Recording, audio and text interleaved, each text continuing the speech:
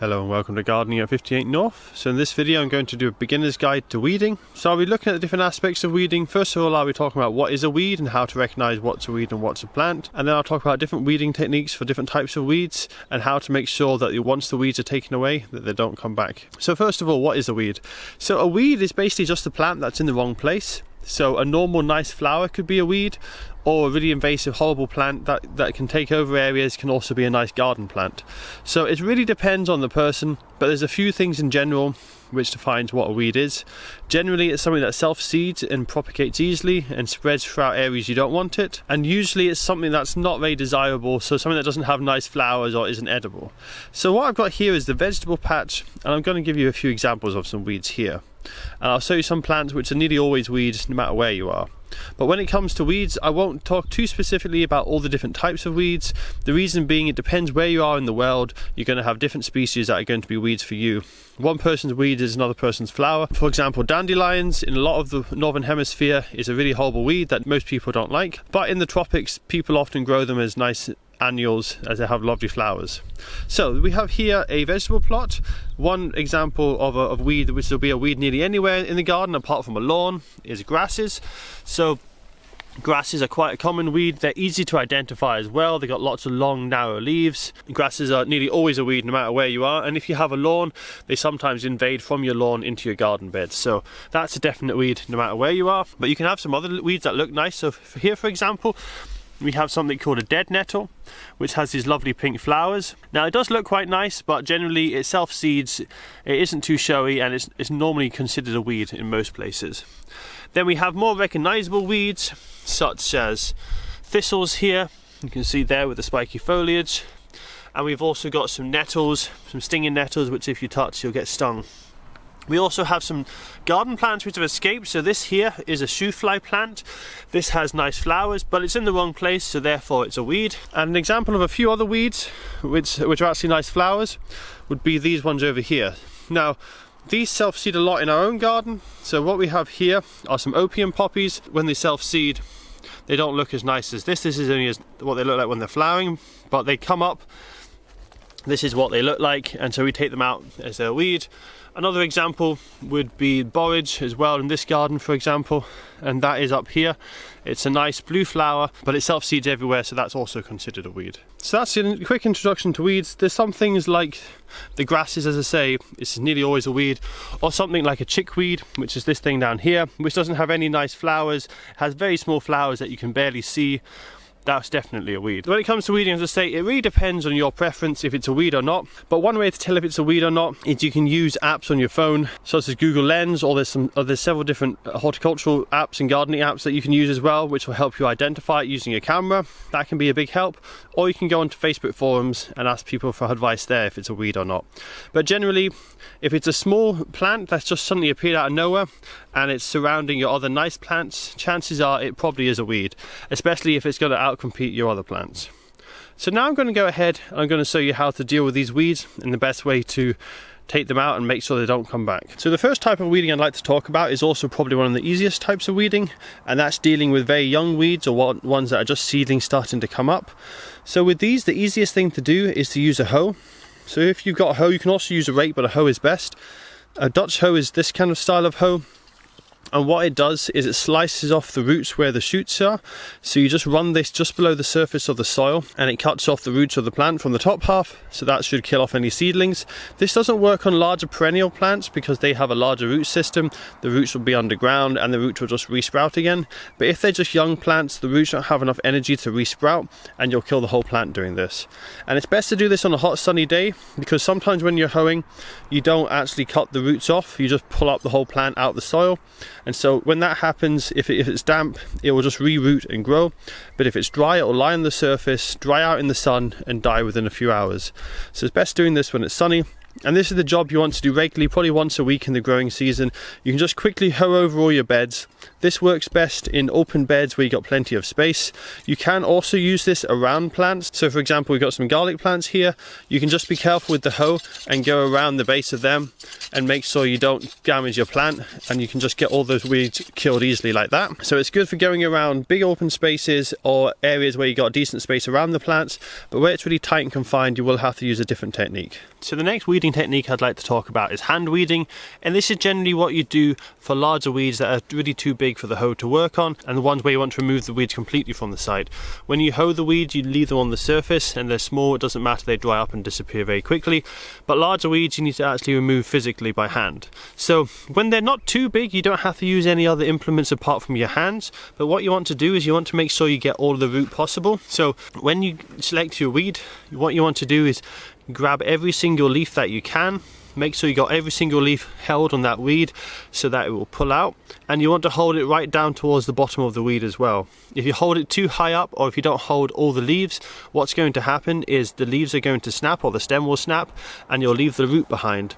Now the problem is, if you leave the root behind, what's going to happen is the roots are just going to resprout new leaves, and your weeds are going to come back within a few days. So it's really important to get as much root out as you can. So for a lot of weeds, especially annual weeds, you can pull them out quite easily using this technique. The roots will come out easily as long as you make sure you get as much of the leaves as possible. And this is probably quite a common technique for most weeds if they're annual weeds. If you've got perennial weeds, I'll talk about that next, and I'll explain the differences with them. So if you've got some slightly larger annual weeds, you might also want to use a small trowel or a handheld fork, and with that you just want to put the fork in just to the side of the plant and tease it up slightly and pull it out at the same time.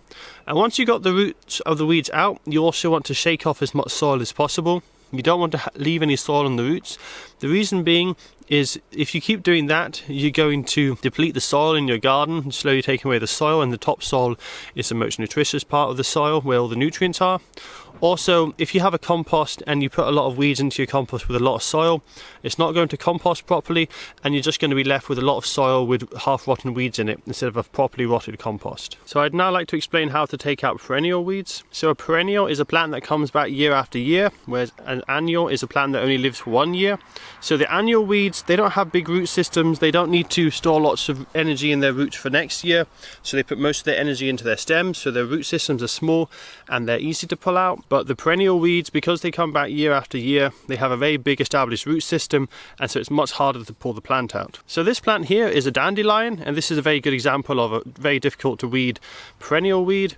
Dandelions have a very deep tap root, so they have one large root that goes down, and it can go down 2 or 3 foot at times if it's a really large established plant, and the leaves are quite weak. So if you try and pull it out, the leaves are only going to rip off at the root system, and the roots are going to stay there, so it will resprout leaves within a few days, then you'll be back to square one. So with these kind of weeds, you need some heavier equipment. So what you need is a garden fork ideally. You can do it with a spade, but a garden fork works better.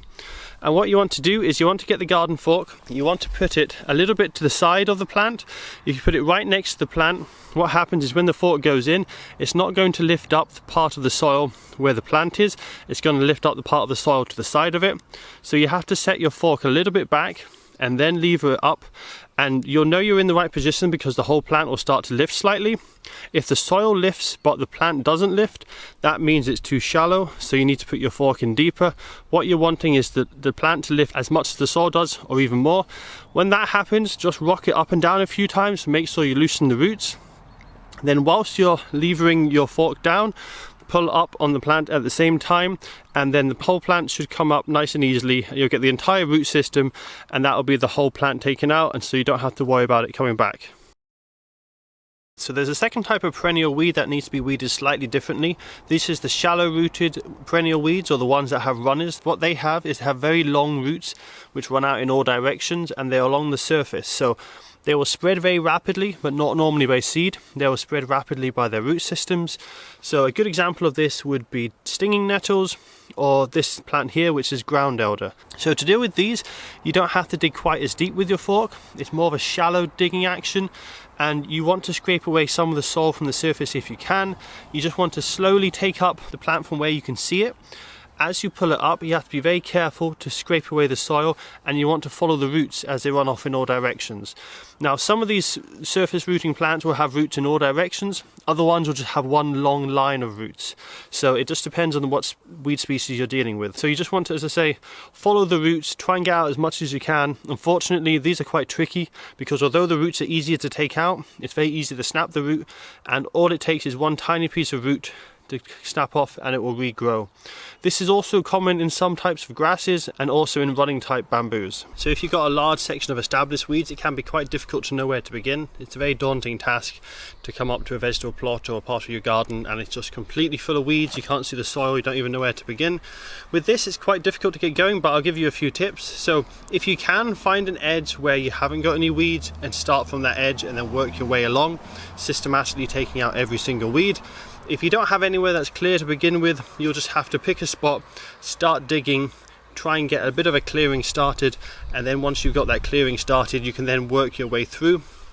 It is difficult to get going when there's not any clear area because it's harder to see the roots and harder to get in and amongst the plants, especially with established weeds because the roots all knit together. So what you might need to do if you can't get your fork in to get the plants out is use a spade to cut up all the roots. That will break up the mesh of roots, make it much easier to dig out the plants, and then you can start using the fork to take out the remaining plants. So that's all the main techniques for weeding. I'd also like to talk about how to minimize weeds in the first place. So one of the best ways of doing this is with mulch. So here is a good example of different types of mulches that have been used in this vegetable plot here to keep the weeds away. The one on the left, since that mulch has been put down, there's been virtually zero weeding at all, and that's been 3 or 4 months of the growing season and no weeds have come up. So the idea with mulch is you want to cover the soil with something that the plants can't grow in. What a seed needs to grow is it needs light, it needs moisture, and it needs nutrients, which the soil provides it. So basically, if you have any bare soil, nature will want to recolonize that and basically grow loads of weeds. Now the weed seeds are in the soil already, or they're air blown, so you can't really stop the weeds coming up from the soil. But if you cover the soil, the weed seeds are very small. They'll be waiting until they get enough light to germinate. They don't want to germinate when they're deep underground. They want to germinate when they're right on the surface. So if you cover the soil, that will stop any of the seeds from germinating. So I've got a couple of different ways you can do it here. One technique is using grass clippings. That's what we've done in this vegetable plot. It doesn't work 100%, but it does cut down massively on the weeds. You do have to keep reapplying the grass cuttings because they don't last for very long. But that's one technique, and something that most people are going to have a lot of in their garden. Another technique would be wood chips. This is probably the longest lasting solution. This area has had these wood chips for a couple of years now, and there's very minimal weeds that come up, just needs weeding every now and again. And we tend to use this on the paths as it's hard wearing. And on the left here, we've got clippings from a Leylandii hedge, and this really works quite well. You just want to make sure whenever you're using the mulches that you have quite a thick layer. You want at least 1 inch or 2 to make sure it's a good covering, and if any birds are starting to scratch around the soil, they don't uncover it and leave the soil bare. But this will work really well for keeping your weeds down. And the other technique, if you don't want to use mulches, is you want to keep the soil fairly dry, so don't water too regularly. If you do water, make sure it's a good soak and then you leave it several days. What weeds like for germination is a little bit of water every day. And if you do have some weeds starting to germinate on bare soil, as I say, the best technique is to go around once a week with a hoe and keep on top of them before they become a problem. So that's all for this video. I hope you've found it useful for how to deal with weeds in your garden, and good luck with keeping on top of your own weeds in the future.